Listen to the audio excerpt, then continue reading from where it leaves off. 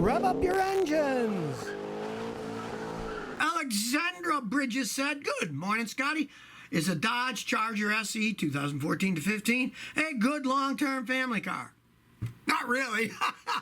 Those are fun cars for guys to drive fast in. Over time, Dodges don't hold up. I mean, especially a modern one, everything's plastic, it breaks, the transmissions burn out and stuff like that. And a Charger isn't really a family car. It's a sporty, racy car. They're fun to drive around in, you know? But in long term, no, they're not, they're not particularly a long-term car. Most people, especially if you're a young family or you don't even have kids, and when you have kids, the wife's going to be mad for you driving too fast anyway, and they're going to want a van or something, you know. I mean, you might buy that for yourself and keep it, and then buy a van for your wife. That'd be my suggestion. Daryl Newman says, "I have a question. Can you take a supercharger and a turbocharged slap together in one vehicle?" You certainly can if you want to spend the money.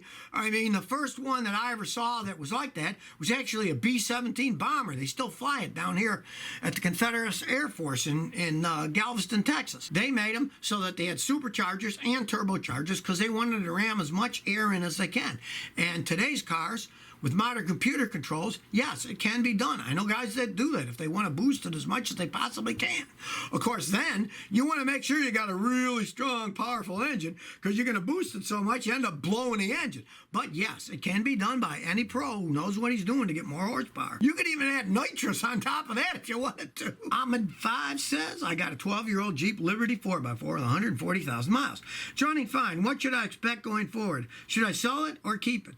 Okay, well, you know, it's a 4x4, and if you like it, I'd say keep it and maintain it because it's 12 years old. The resale value is pretty low when they're 12 years old, and if you like it, keep it. You're not going to get much for it. I mean, just for your own interest. Advertise it and see what people offer you for it.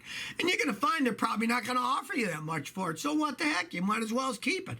And let's say you want something that gets better gas mileage for the summer and you want to use that in the winter, maybe doing a little plowing or whatever. Go buy a used Toyota Corolla or something and then use the Jeep on the weekend and in the winter when you got to go through a lot of snow. I got a lot of customers with old Jeeps that do that. They keep the old one for toying around, and then they buy a new car or a used older car that's got a small engine for good gas mileage for commuting. Jay Money says, "Scotty, I got an 06 Nissan 350Z. It burns half a quart to a quart of oil between oil changes. Any idea what's wrong?" Yeah, it's just old age. The engine's worn a little bit. Those are sports cars. Guys driving pretty hard. Now, of course, change the PCV valve. It could be as simple as your PCV valve is sticking open a little. It's sucking too much oil. They don't cost much. Change that. But if it still does, that's not bad for a sports car. As the piston rings wear and the valve seals get old, it will suck a little oil in the engine and burn a little bit of oil. That's not bad between oil changes. Now, it is getting to be a little bit older. It's 13 years old and it's a sports car. My advice is change the oil a lot. I don't know how you're changing or what you're using, but I would use a quality oil like Castrol GTX, and I would change it every 3,000 to 5,000 miles on that. And if you change it further away, change it more frequently because it's getting older and you want to take care of it. Oil is cheap, engines are expensive. Baby an engine like that because it's a well-made racing engine and you don't want to wear it out for buying oil here and there. Michelle Graff says, "I got a Nissan and the head gasket's going. Is this a job I can do myself or should I pay a mechanic?" Well, you should definitely pay a mechanic. It's not something you can do yourself. And even mechanics these days, a lot of them aren't that good with engine work anymore. Once the head gasket's blown, you don't know what's wrong inside the engine for sure. You know, oh, the head gasket's blown. But you take that engine apart, you got to split it in half, pull the head off the block. The head could be warped. If the head's warped, they cost a fortune for another head. You junk the car then. And Nissans are notorious for blowing head gaskets and having head problems.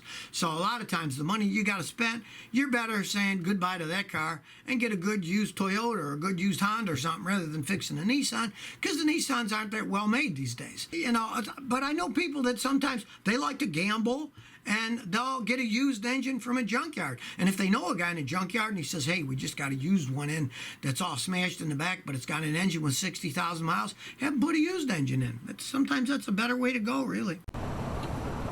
So if you never want to miss another one of my new car repair videos, remember to ring that bell.